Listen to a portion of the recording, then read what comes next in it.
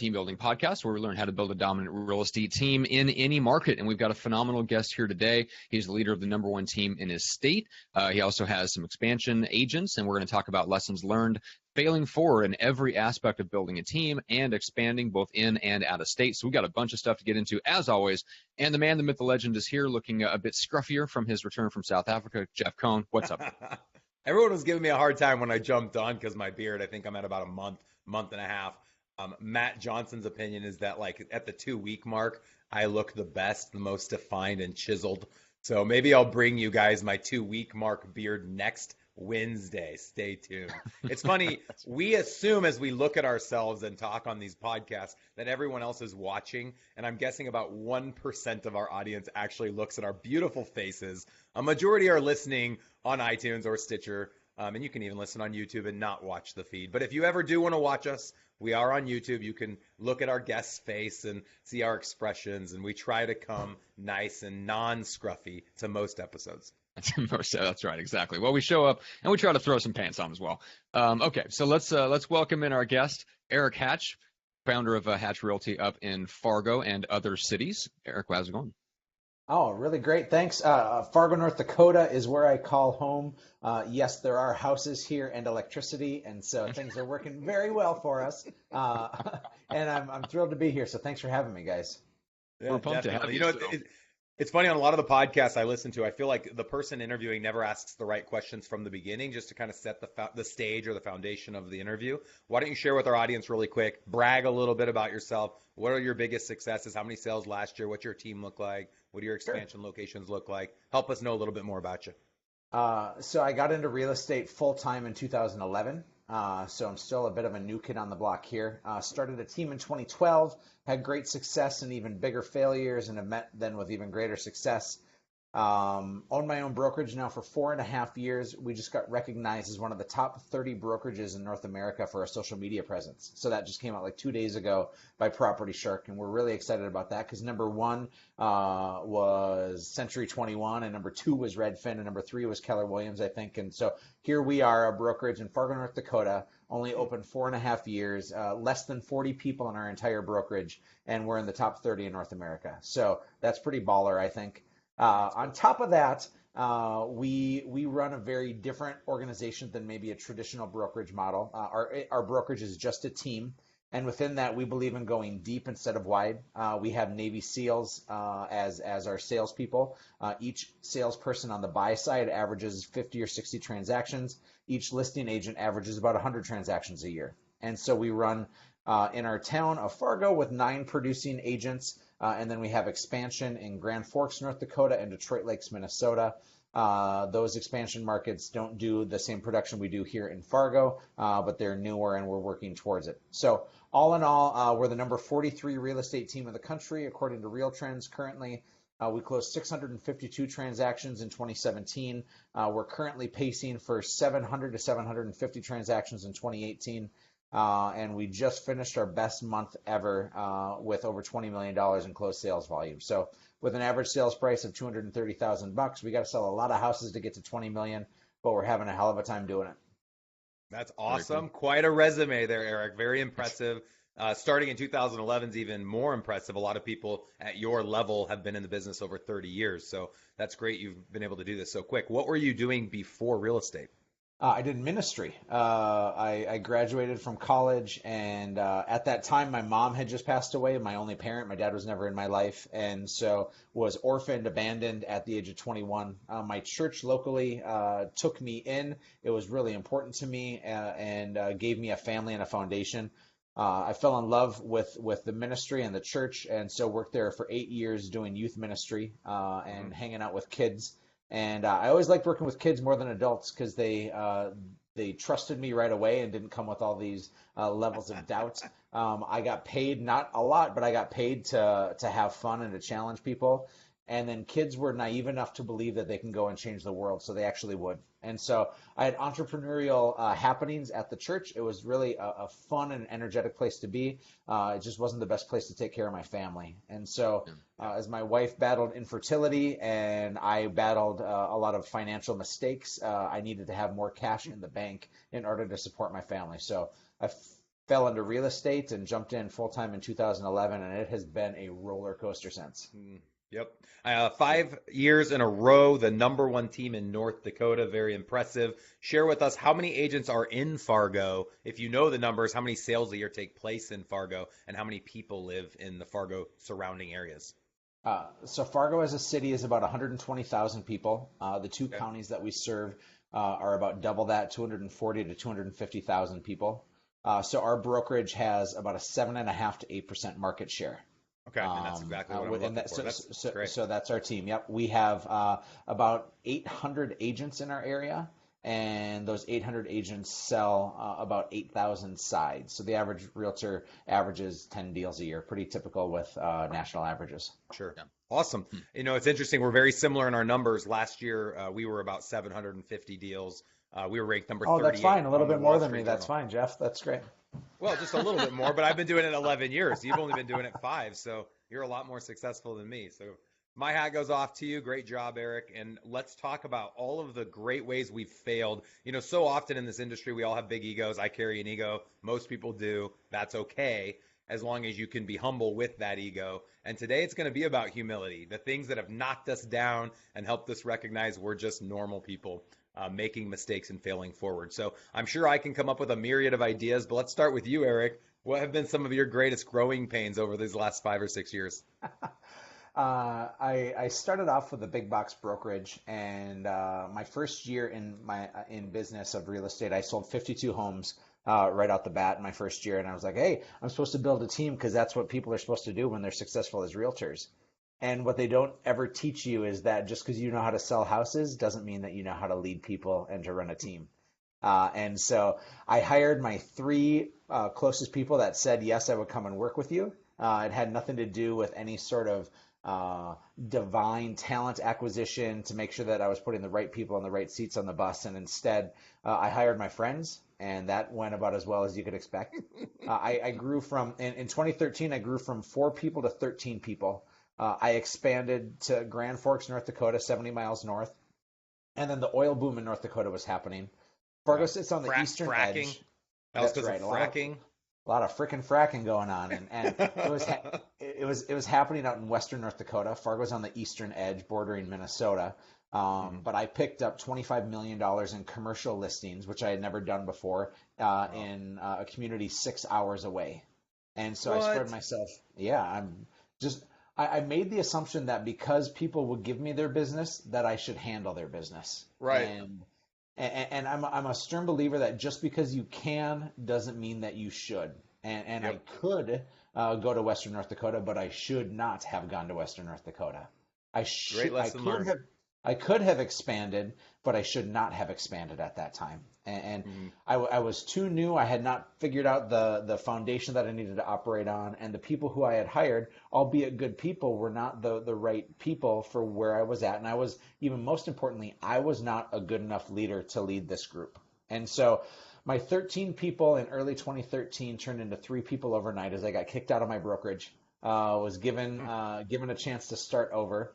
And I thought I had all my stuff figured out. I was receiving all these awards and recognition and accolades as the top selling team. And in a 6-state region, I was number 1 for my company. And I thought, man, everybody loves me. And it turns out I was a flaming dumpster fire of a hot mess. And when I got kicked out, I asked my whole team, except for 2 people, to come with me. And only 2 people actually came with me. So I went from 13 people down to 3 people overnight and started over. So what was the main reason you felt like you had this huge, group of people wanting to leave? This exodus, or at least them booting you. I wasn't the leader they deserved. I had them riding on my coattails instead of me building them runways. They worked for me, and I didn't work for them. They picked up my table scraps, and I didn't do anything to feed them what I could. I just said, if I can't handle this business, or you take this. And it was all about me instead of being all about we.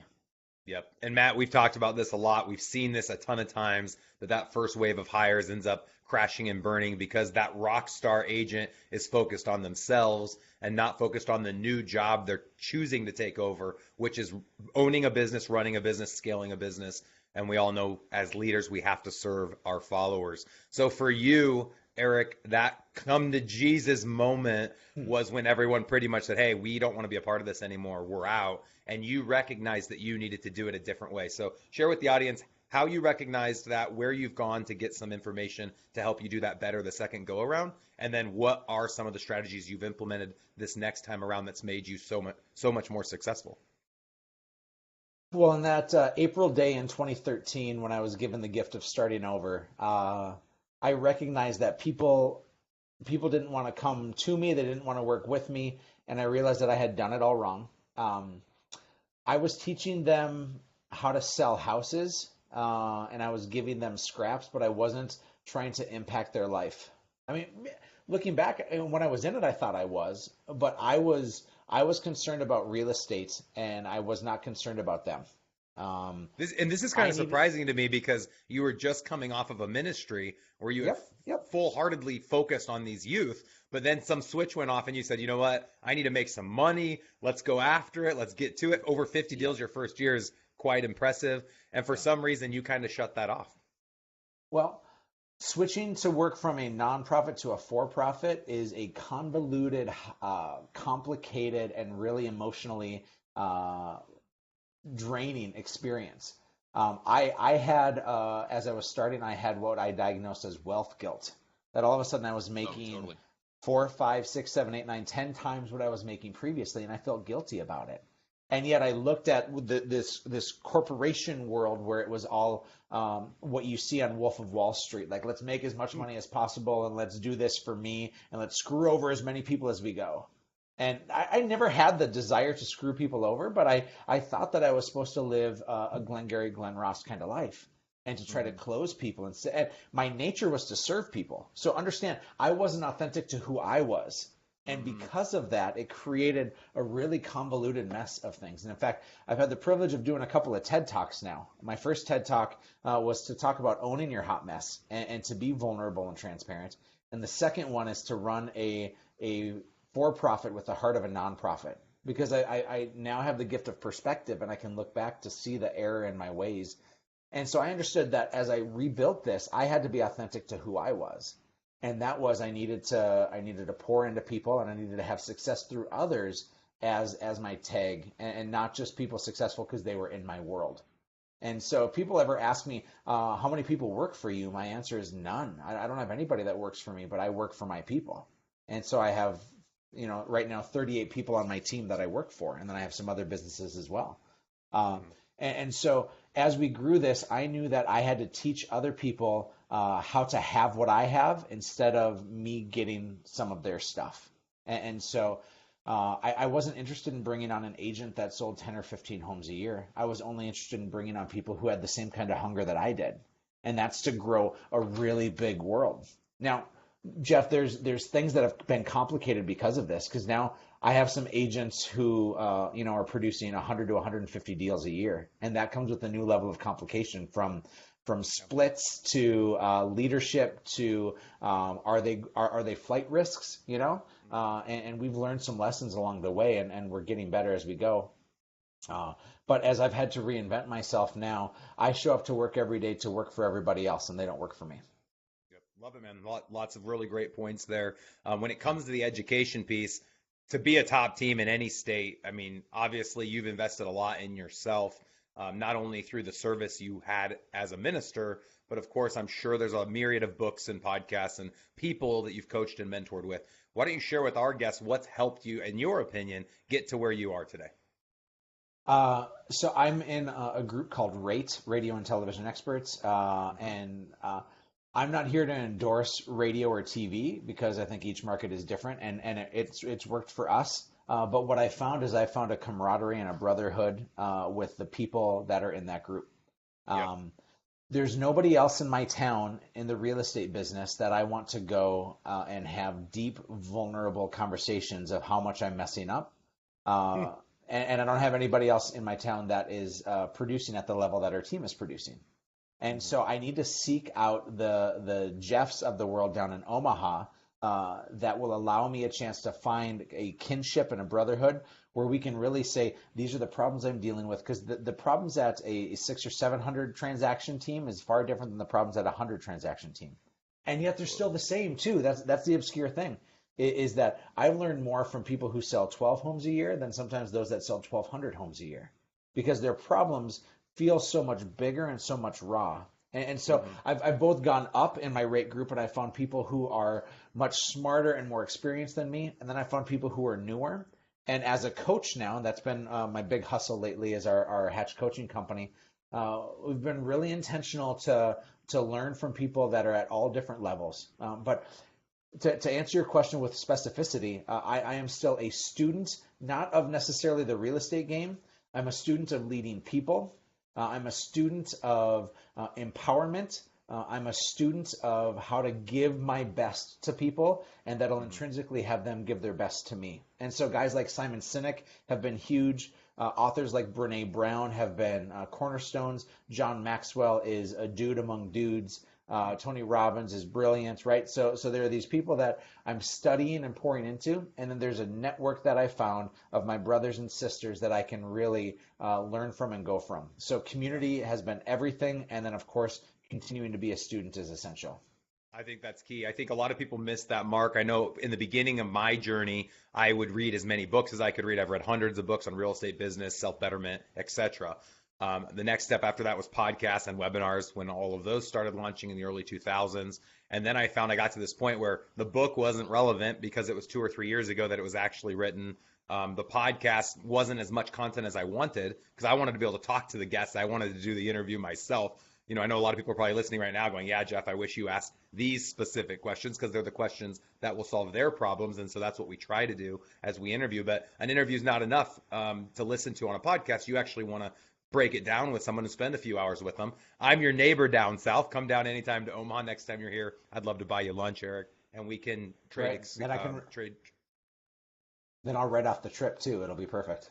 Perfect. It's a business trip. Let's do it. But where I saw a huge breakthrough for myself, not only in real estate, but in other areas of my life, like charitable contribution, fulfillment through travel, personal health, mental health, etc., was through creating these special relationships with individuals that I thought had mastered those areas in their lives, and gave me the ability to reach out to them via a text message, a Facebook message, or a phone call anytime I needed.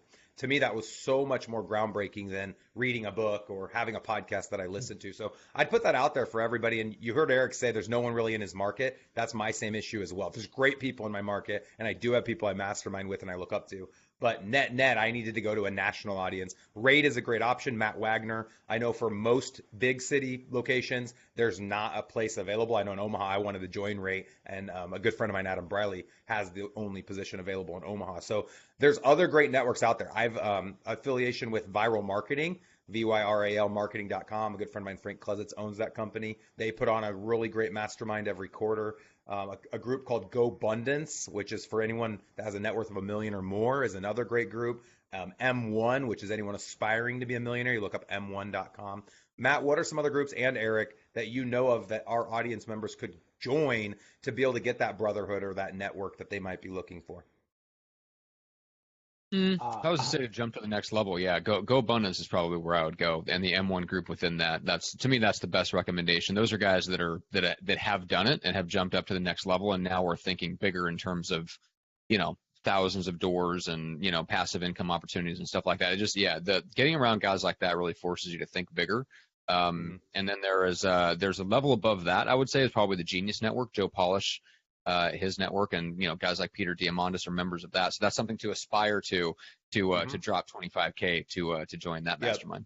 Yeah, there's a lot of big groups like that. I'm in a group, or we just recently did not rejoin, but 8-Figure Flipper and 7-Figure Flipper are some really awesome groups for flipping companies. I know they have things similar in real estate. I found a lot of times, and Erik, then you can kind of address this as well, when there's a national brokerage brand, it seems like agents within these national brands like EXP, Remax, Century 21, Keller Williams, Berkshire Hathaway. It seems like there's like this tight-knit group of like the top 20 or 30 people within each of those organizations. The thing I haven't liked about that, because I've tapped into those groups and they've opened their doors and allowed me to attend things, I feel like everyone drinks the Kool-Aid of the brokerage brand, and they don't open their mindset to ideas that are being generated outside of that brand. It's like they're not even interested. If it's not Century 21, then I don't want to know about it. If it's not KW, I don't want to know about it. And I think they're losing out on a lot of great opportunities. So I think it's awesome, Eric, that you're in that rate group. I'm jealous that you're in the rate group. Tell Matt Wagner to open a second spot for me in Omaha, and I'll write him a big fat check.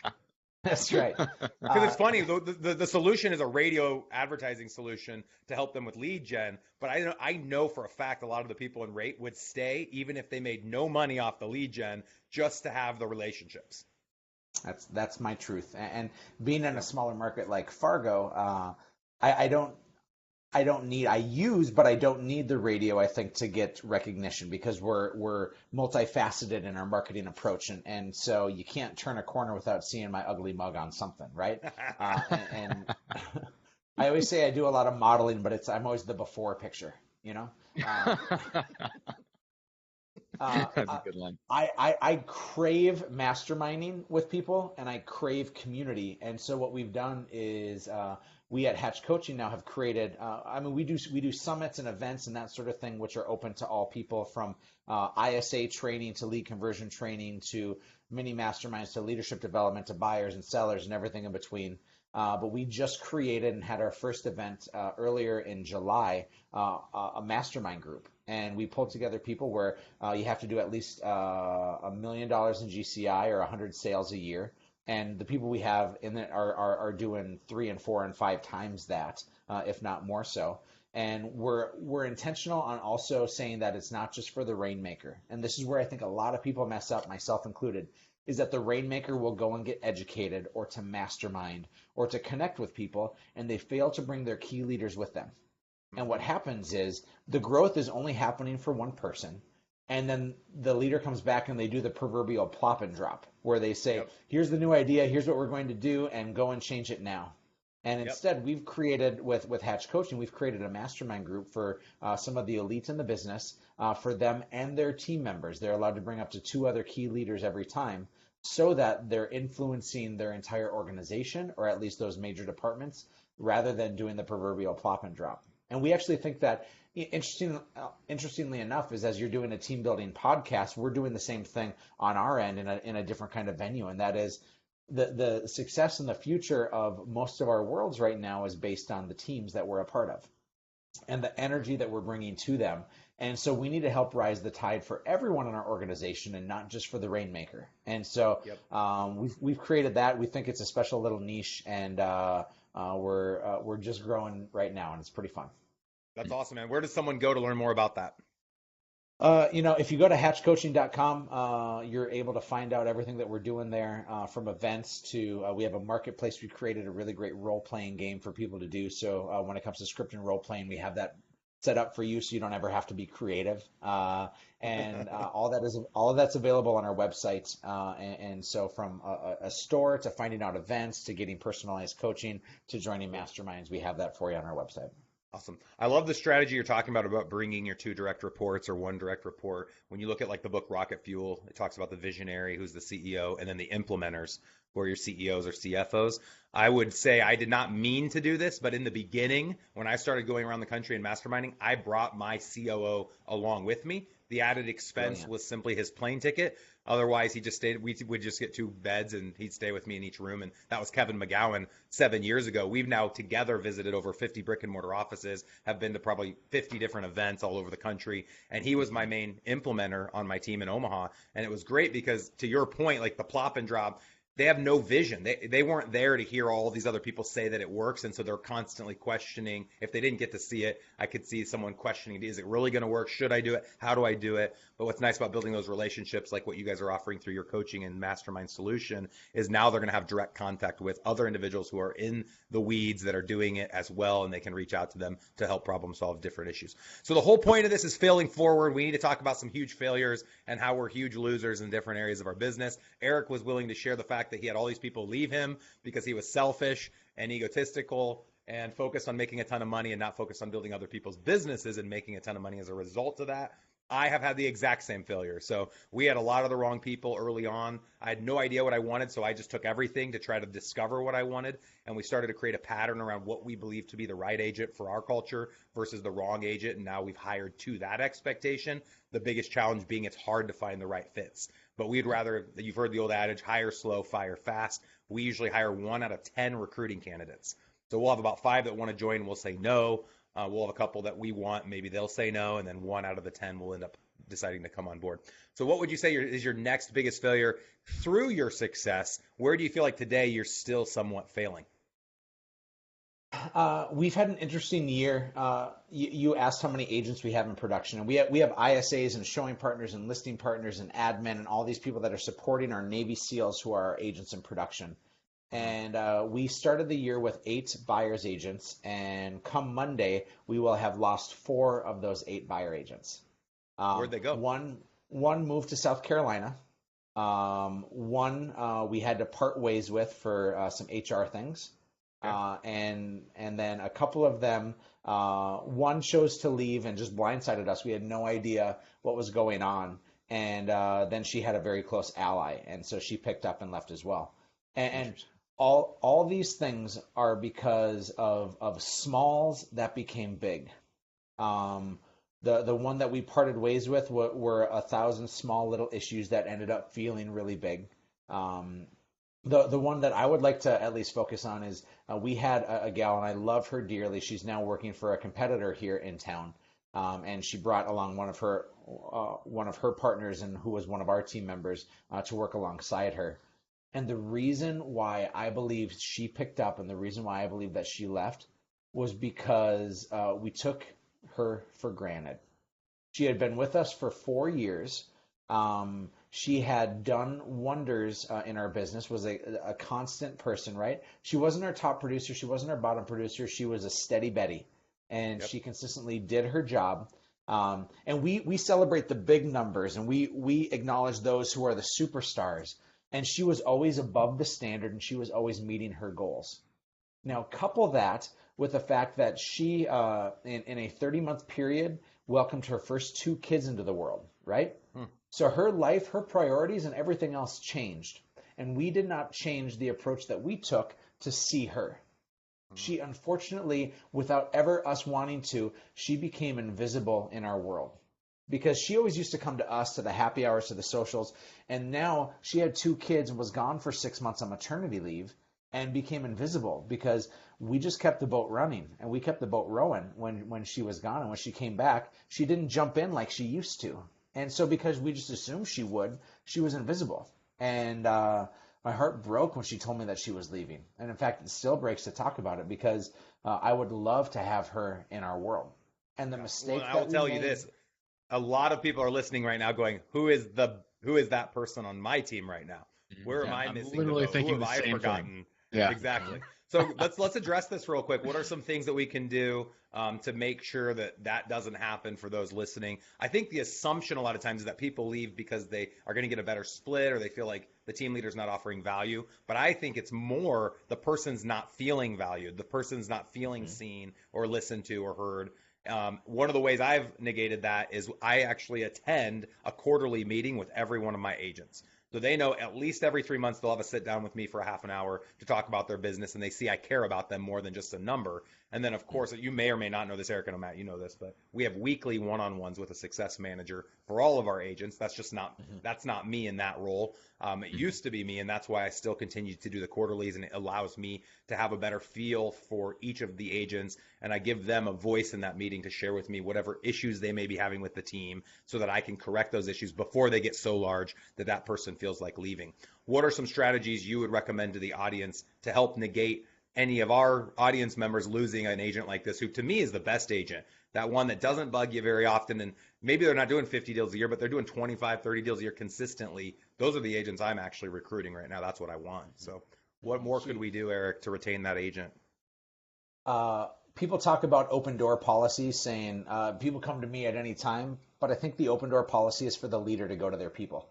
It's not for the people to come to the leader. It's for the leader to go to their people. And She was invisible, and I wasn't the only one, but I'm going to take all the blame and fall on the sword. Is that as I was building other businesses, I wasn't as engaged with my realty company as it deserves. And so we're spotting those problems now, and we're finding other people to make sure that nobody ever has more than 6 or 7 direct reports.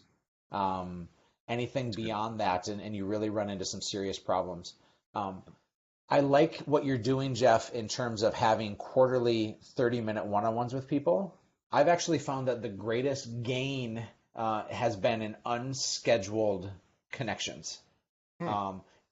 If it's scheduled, you're doing it because you have to. If you're showing up and meeting them at their desk or going out for a drink with them or asking them to lunch, it's because you want to. Right. And when I'm connecting, I'm not talking about business. I'm talking about their life. And so I do one-on-ones, and I have lunches with each of my team members, and so it's scheduled. And I make sure that in that time I'm not talking about business. If they want to talk business, we can talk business, but I'm usually asking about their family, their health, their dreams, their goals, and that sort of thing. But then I make sure that whenever I'm in the office, I go around and I make sure that every person is seen. I need to know what their love language is, and I need to mirror and match that. And so if they are an affection person, there's always lines that we have to be careful about in the workplace. But if we're on a hugging relationship, I'm going to greet them with a great hug or a pat on the back. If they're a words of affirmation person, I'm going to praise publicly and in private. And I can do that through social media. I can do that through connecting with them. If they need quality time, that is the hardest one to give, and yet it will be completely destructive if you don't do it. Right. And so I need to make sure I know their love language. I need to make sure that I'm meeting them where they're at, and I'm doing so when it's not scheduled. Even though I might schedule it and I'll put an hour in my calendar saying connection time, at that time it's going to see those people to make sure that they're valued. Yep.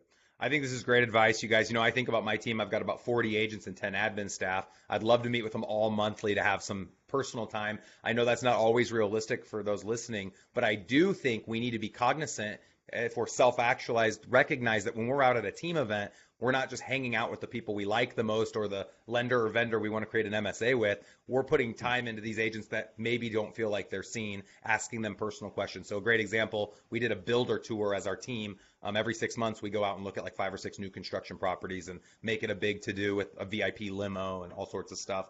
Instead of sitting on the bus with maybe the people that I'm closer friends with, I chose to spend all the time with all of the newer hires and people that I don't feel like get very much face time with me. That's not necessarily how I wanted to spend the time, but I can tell, to your point, Eric, that was very authentic to them. It wasn't scheduled. I hadn't said to them, hey, we'll catch up on the bus. I chose to align myself with them and then show interest in their lives. So I think we need to be more cognizant of that as team leaders. I know we don't have a lot of time left, you guys. I know Eric and I wanted to deep dive into expansion. We'll have to bring you back on to talk about the woes of expansion and how to do it the right way. And then also, I know you mentioned you own other businesses in and around real estate. I'm sure we could align on that as well. I do want to put out the reminder, we are hosting a regional workshop. We have confirmed we are going to move forward with it in Key West, Florida, the first week of December. So if anybody's living in an area like Fargo, North Dakota, that wants to get out of town to go hang out for a couple of days in Key West, we're going to have the dates and everything on the Elite Real Estate Systems website. Click on workshops. It's not there yet. It should be there in the next week or so. We also host a workshop in Omaha. Eric, I'd love to have you come down for that. Our next one's August 13th, and then we have one October 22nd, and we have one on November 12th. Those usually run $29.97. You can bring one direct report. We see the value of that as well. Anybody that's an ERS coaching client of ours gets a 66% discount on all workshops and events, so you guys can come for $9.97. So if somebody out there is considering joining, if you're going to come out to a workshop, you might choose to join first, because then you're going to get that big discount on the workshop. And then a reminder, our team building summit is going to be every summer in conjunction with the College World Series here in Omaha. That's going to be in June of 2019. If you purchase a ticket now, we'll get you a VIP ticket for the regular ticket admission price of $297. And that's going to include the final game of the College World Series, the championship game, the last night of the event. So go to the teambuildingsummit.com to check that out. And Eric, I'd love to have you and any of your people come down and attend that summit as well. And I would love to ask you to speak at that event if you'd be interested. So we could talk a little more off air on that, but I thought I'd do a nice public invite, not to put any pressure on you. This never happened to me for prom, so I'm glad it's happening now. Exactly. Johnson, anything I missed? Erik, how do people reach you to connect with your team about referrals in your area? Boy, we are easy to find. Simply search for Hatch Realty in your Google browser. We will come up as handsome and lovely. Facebook as well is a huge tool for us. Otherwise, our coaching game, our real estate game is of similar belief of what Jeff is doing here. And so there's a lot of great opportunities for you out there. We have a big event coming up in September 19th to the 21st in Fargo. We have our premier team summit. And so we're welcoming in 150 to 200 of the top people throughout the country, including that a specialization in ISAs, leadership, culture. We're bringing in Michael Mayer, author of 7 Levels of Communication, to speak as well, and creator of the referral generation. And so doing some great things here. So people are welcome to check that out. That's at hatchcoaching.com. Very cool, guys. Cool.